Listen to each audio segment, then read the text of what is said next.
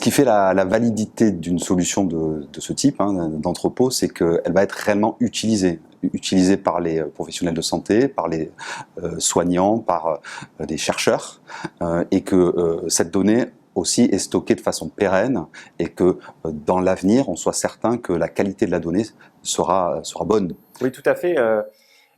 Aujourd'hui, en fait, nous on considère, et la plupart des professionnels le considèrent de la même façon, qu'on est au balbutiement des entrepôts.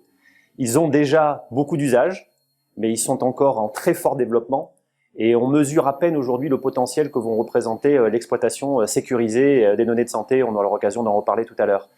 Au CHU, très clairement, depuis l'émergence donc d'EOP, l'outil d'entrepôt de données de santé, sur lequel nous travaillons ensemble, on a près de 200 études qui ont déjà été menées sur cet entrepôt, des études qui rentrent en fait dans le cadre habituel de la recherche.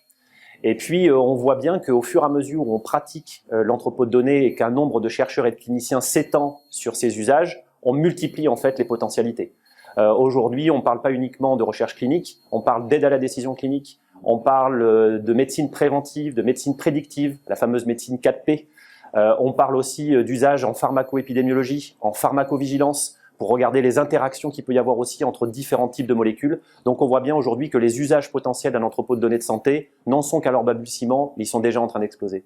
Et je crois qu'aussi c'est une solution qui se déploie au-delà du CHU de Rennes, puisqu'il y a tout un réseau de CHU qui l'utilisent. Exactement, en fait l'histoire effectivement a commencé à Rennes, mais elle est aujourd'hui une histoire portée par le groupement des hôpitaux universitaires du Grand Ouest qui s'appelle Hugo et qui est dorénavant ceux qui partagent en fait cet outil-là, qui représente aujourd'hui le premier entrepôt de données de santé européen.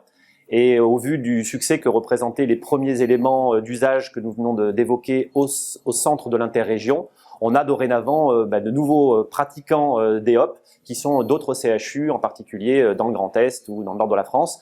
Il équipe dorénavant plus de la moitié des CHU français et on voit bien qu'il y a un enjeu très fort maintenant de structurer sur le plan éditorial et logiciel pour rendre en fait complète l'ensemble de cette solution-là et pouvoir sécuriser tous les usages à un échelon dorénavant national.